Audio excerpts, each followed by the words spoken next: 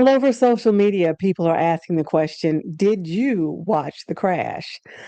A young girl named Mackenzie Cirillo or Shirillo took the lives of people she allegedly cared about, named Dominic Russo and Davion Flanagan, doing 100 miles an hour into a wall. Now, there's so many things that we can talk about this.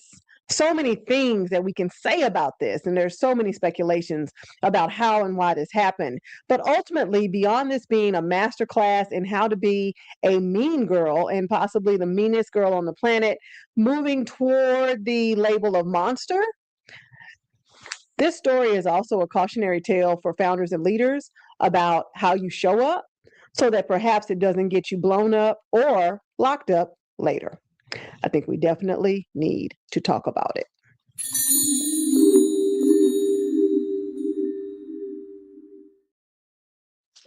My name is Stephanie D. Mackenzie. I'm a fractional CMO, go to market leader, CGO, brand strategist, foundership and entrepreneurship educator, and you're watching Breaking the Brand.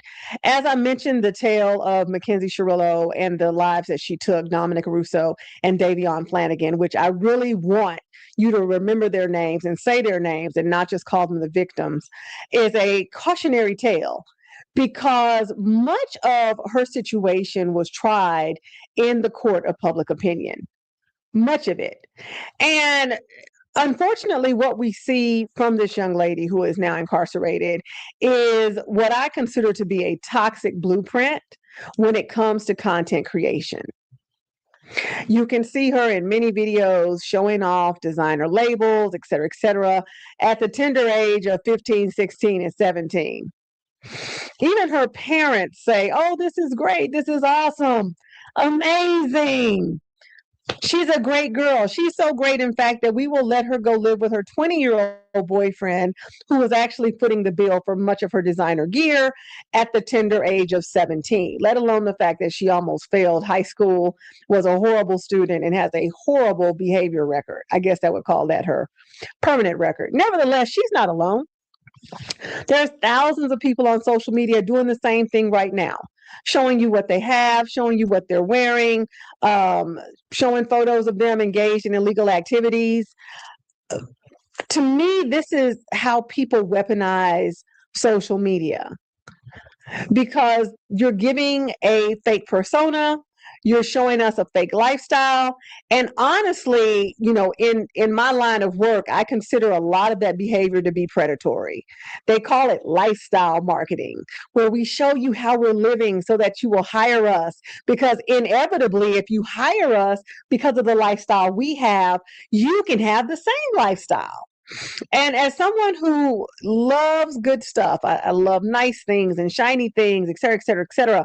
But I know implicitly that nothing I have and have acquired over my time as a professional, as gifts or whatever, that means nothing to the work that we do and that I can do for you, the results that I can get for you. Yet and still, we have people weaponizing social media, creating these facades. And ultimately, I believe that this is what makes the crash and the story of what happened to these three individuals, the two victims and the driver, Mackenzie Shirilla, so interesting to dissect for founders and leaders. So as I mentioned, pre-tragedy, you can see her making videos. She's wearing Prada. She's wearing Chanel. Again, probably Dominic Russo purchased for her. She has this image that I would definitely describe as vapid. But again, she's not alone. We have a lot of people that are doing that. We call them content creator. We call them influencers. Oftentimes they get paid to do this very thing. But I'm not talking to them. I'm talking to you. I'm talking to you right now about your image. And I'm asking the question of how real is the image that you're putting out right now? How sincere is the image that you're putting out into social media right now? It's interesting. I can remember the time when I got truly incensed at someone for not seeing me for more than how I show up on social media. Oftentimes I show up just like this. talking to you about business, talking to you about brand, talking to you about founders, putting things through the lens of popular culture. This is what I do. And I was so shocked and appalled when I found that someone that I considered to be a personal acquaintance was asking me, is that all that I do? And I'm like, why would you think that? And then another person came alongside, well, Stephanie, that's what you show. And I had to think about that because, social media as a tool is neither good nor bad. I remember when the rhetoric came out about, oh, Facebook is evil. Well, Facebook is not evil. It is an inanimate object. It's an inanimate code, if you will. How you use it determines whether it's good or bad. And so there are founders and leaders who use social media every day to develop business, to put out content, to market that business, to showcase their personality, and et cetera, et cetera, et cetera.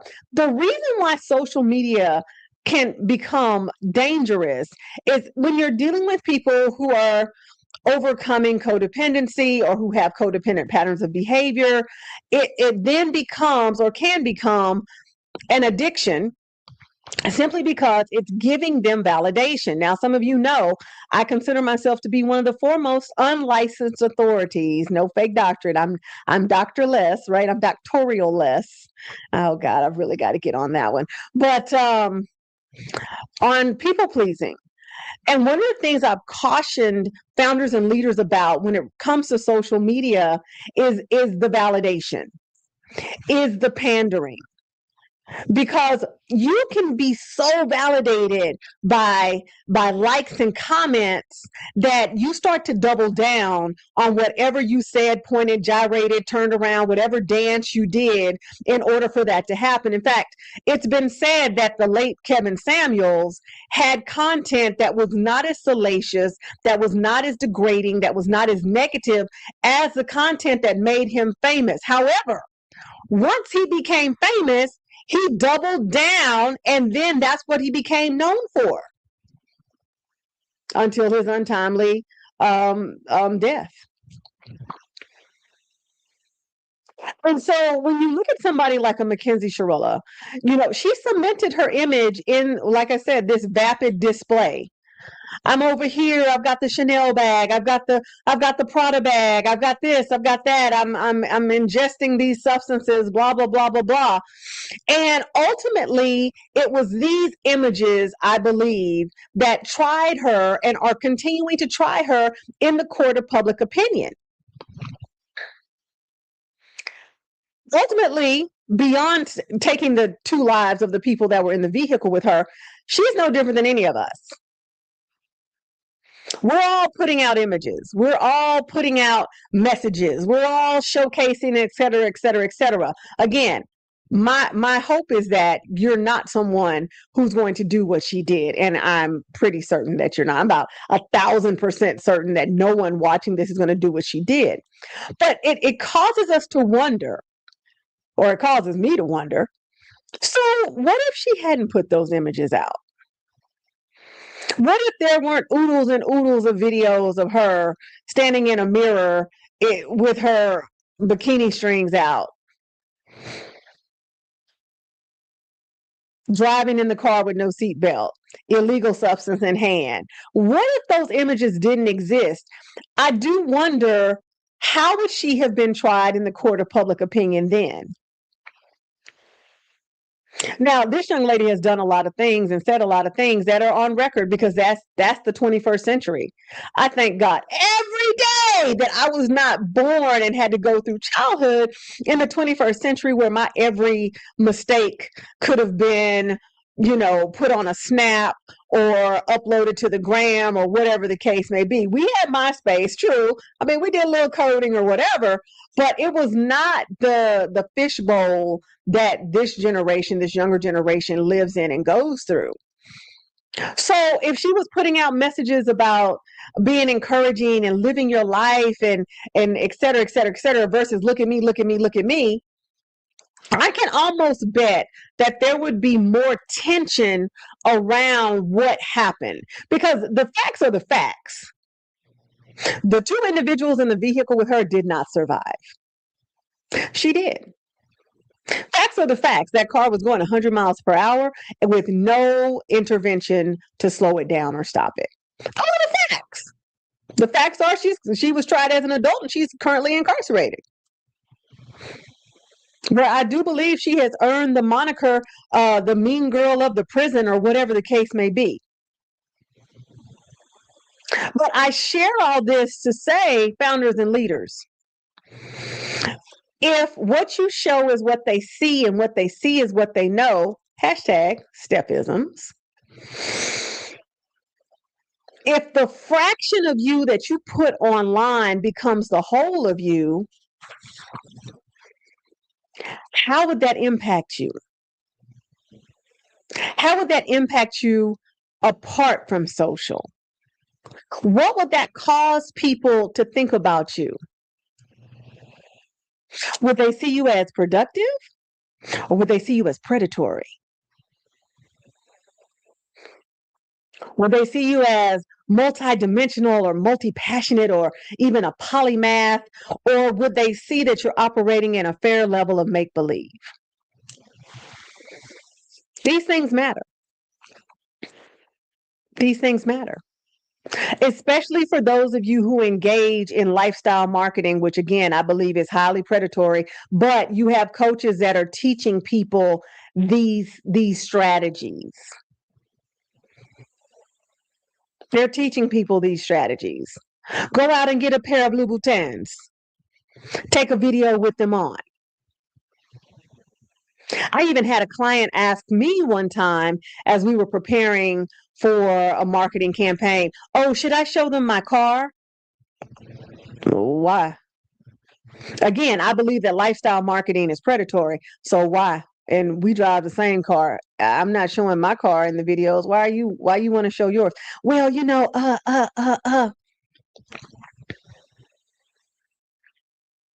First of all, that's very hustle minded. And I truly believe that people that want to rep hustleness, hustling, I'm a hustler. Yeah, they're pretty much well poised to hustle you. Feel free to disagree. But I have yet to see somebody that's repping, hustle culture real hard that is completely unwilling to hustle their potential clients and customers. I see it every single solitary day. And I think, I hesitated about talking about Mackenzie because and it just pains me that her first name is a derivative of my last name. But I hesitated to talk about her because what she did was heinous. And so the point of this is not to platform her. It's not to say, oh my God, she was so awesome. And if you think that, please have your head examined. It is to say, look at what this young woman did and what she put out into the ether and how it came back to bite her in the buttocks. And by the way, she is not alone. She is not alone. Brand is about expectation. In every video that I've seen of this young woman, it has created the expectation that she cares about shiny stuff in herself. Shiny stuff in herself. That is a horrible combination for somebody who has to be not tried. Well, yeah, she had a trial, but she didn't have a jury. But she was tried in the court of public opinion way before she had a trial by judge. And ultimately, the moral of the story is that though you will never do what she did, gosh, I really hope that nobody watching this would ever do what she did, because I do believe, honestly, it was intentional. I don't believe she has POTS because POTS is something that is very hard to diagnose. In fact, I talked about this the other day with a friend of mine. I know one person personally that has been diagnosed with POTS. It's very hard to diagnose. In fact, you almost have to demand to be diagnosed with that. So if there's no documentation, what are we doing? Nevertheless, she's still a cautionary tale. Monster, mean girl, cautionary tale. There you go. And she's a cautionary tale for those of us who are putting out content, who are putting out messages, who are putting out information about ourselves that lives and breathes even while we're sleeping.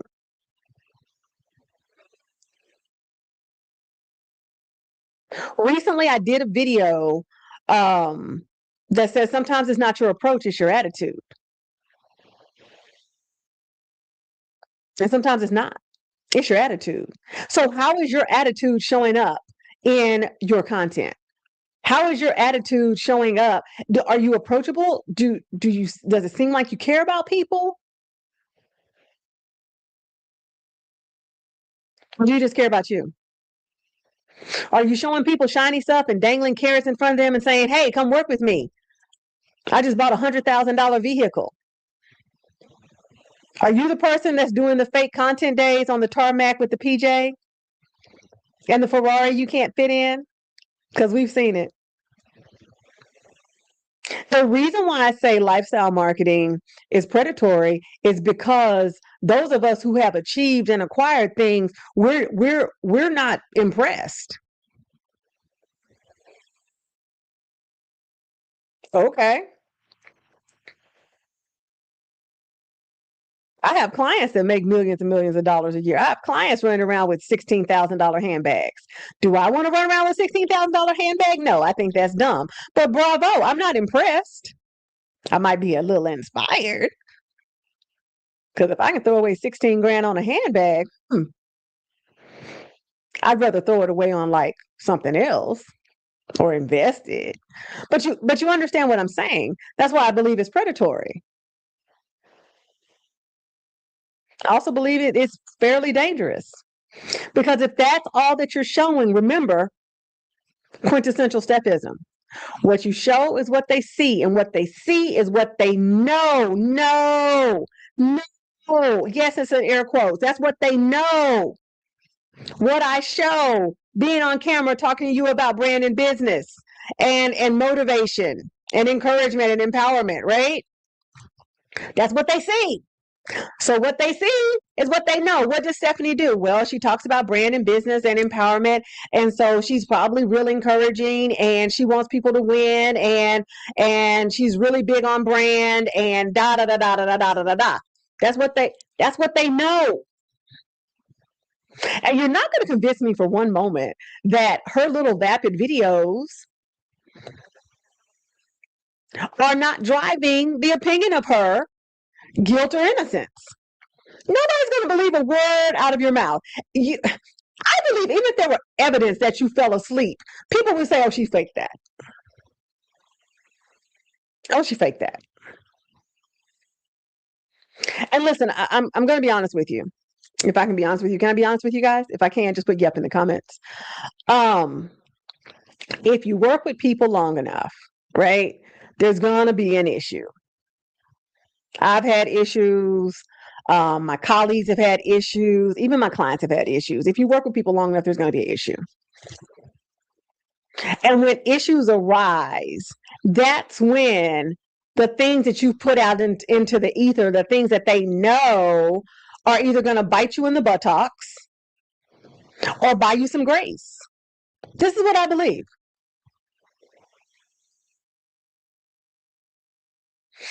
And as I began to break down this story and this situation, I really began to look at, okay, are you in alignment with the information that you're putting out, the images that you're putting out?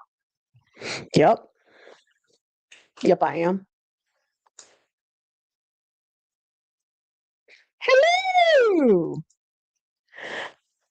Am I in agreement? Absolutely. Have I ever put out images or messages that I wasn't in agreement with? Absolutely. When I thought that it made me more approachable to get on camera and look raggedy and janky, because I had colleagues that did it and people seemed to love it. And I was like, oh, well, I guess maybe I need to do that because, the way I look on camera, you could ask my friends, go ahead. This is how I look in real life.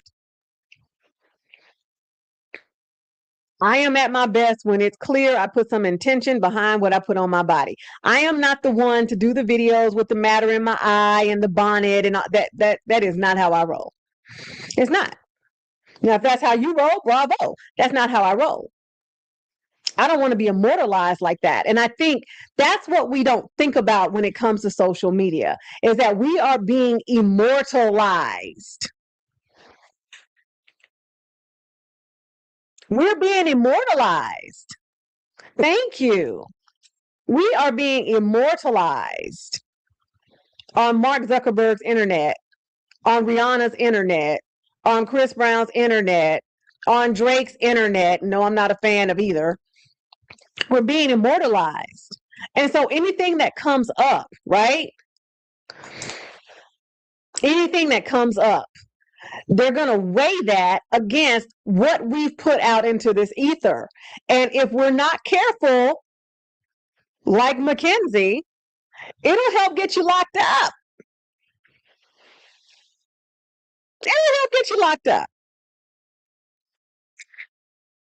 And that's what I say. You don't have to commit a heinous crime for the things that you're putting out into the ether on Rihanna's internet, right?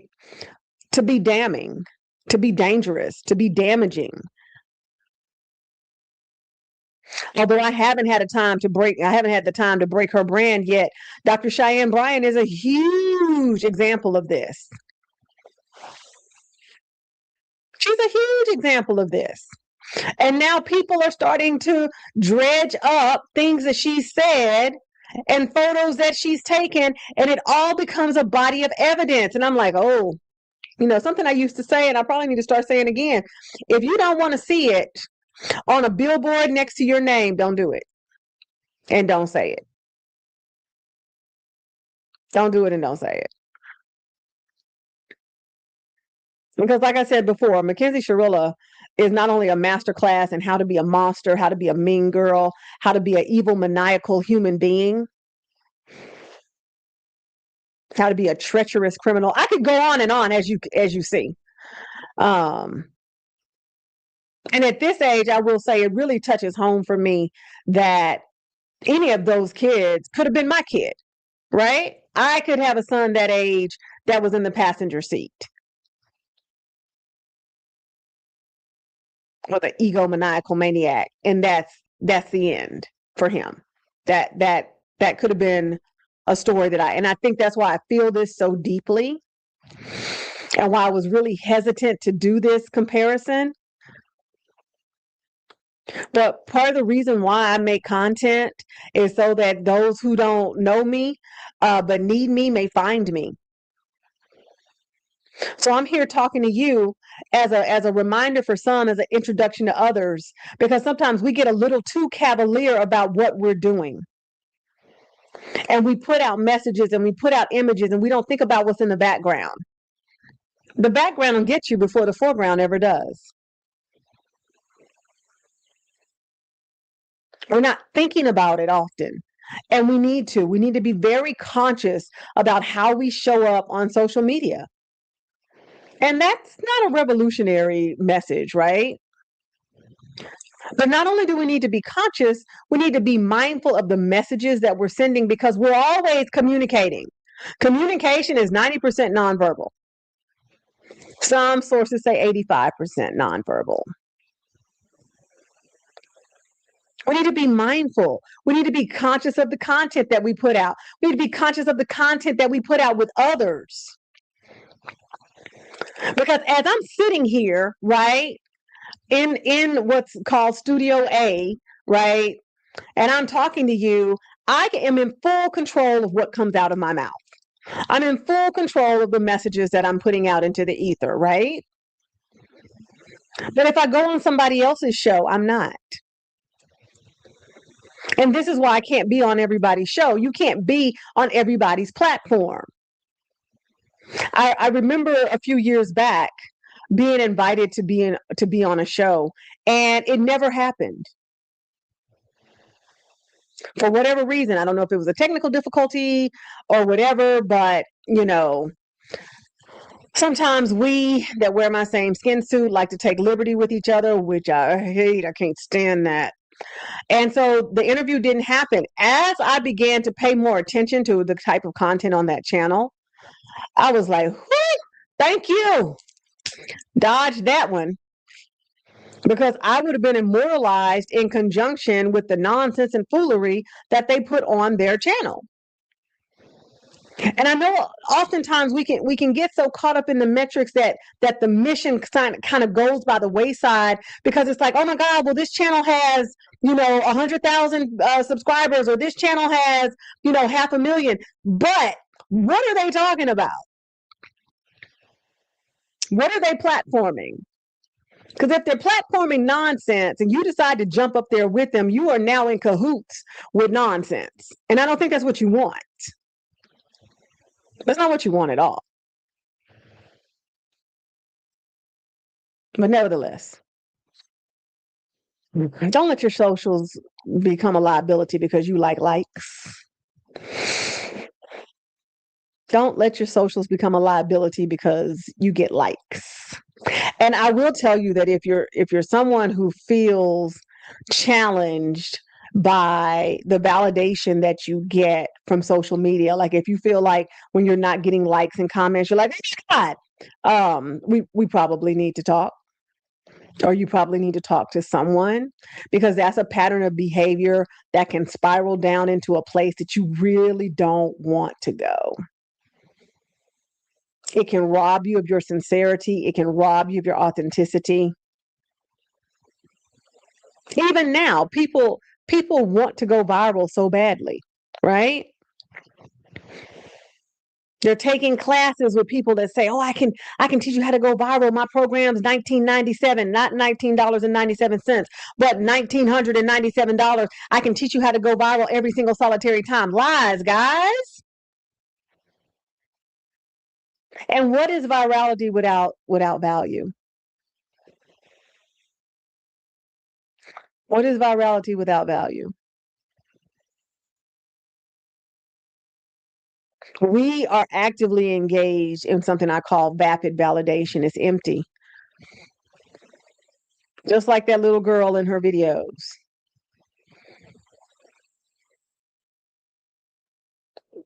We've got to be careful. And even though, like I said, nobody watching this live, nobody watching this on the replay will ever commit the type of crime that Mackenzie Shirilla has. And so I don't have to tell you that, yeah, your socials could help get you locked up. They could also they could also get you hemmed up. They could also get you held back. They could also be a hindrance. We want to be actively engaged in things that edify, encourage us, and move us forward. If you found yourself recently getting sucked into the vortex of virality and validation, we can talk about that. We can talk about that. Because ultimately what may happen is that without you knowing it, because you're in this vortex, as I call it, this vortex of vapid validation. Look at all the V's, right? I love alliteration, so sue me. But you're in this vortex and you're kind of stuck here. What you don't understand is how this is impacting what you really need, which is positive brand equity. That's Mackenzie's problem right now, is that she made 2 tons of videos trying to go viral, trying to be an influencer, and they gave her so much negative brand equity that it landed her in prison because she did a horrible thing. Ultimately, I believe that even if that hadn't happened, and I wish that it hadn't, people would have an opinion of her that at some point would grant her consequences that she did not want, because that's how that works. That's how that works. And as a side note, woe be unto these parents who thought that their misbehaving, course failing, barely graduating 17-year-old daughter was mature enough to drive her Toyota, inhale illegal substances, and go cohabitate with a 20-year-old man. Okay. Talk about a vortex of vapid validation. But we don't have time for that. For those of you, if you're a parenting influencer, there's something that you can really dissect. If you're a mental health professional, there's something that you can really dissect. I won't get into that right now. But ultimately, you know. I want you to be able to walk into any space, into any room. I want you to make any offer, and I want it to sell. I don't want anything that you're doing to be called into question because you made crazy content, trying to go viral, trying to get views, trying to get comments, blah blah blah blah blah, and now it's biting you in the buttocks. Like I said, Mackenzie Shirilla is a masterclass in how to be a mean girl and a monster and an egomaniacal criminal, and the K word, which I can't say in social media. But in the midst of all of that, she's still a cautionary tale for each one of us. Not because we'll ever do what she did, not because we'll ever be that reckless, not because we'll ever be in a situation like that, not because we're narcissistic or even maniacal or any of the other things that I said, but because what you show is what they see, and what they see is what they know. And if that's the case, then we need to be very, very, very, very clear about the messages and the images that we're putting out into social media, because it is eternal and it is forever. And everything we do should help us glow up, not blow up. And definitely, it should not help us get locked up. I truly hope that she stays there for as long as she's supposed to and longer. Um, Childhood is hard. Yeah. Being a teenager in the 21st century is hard. Um, I get that part.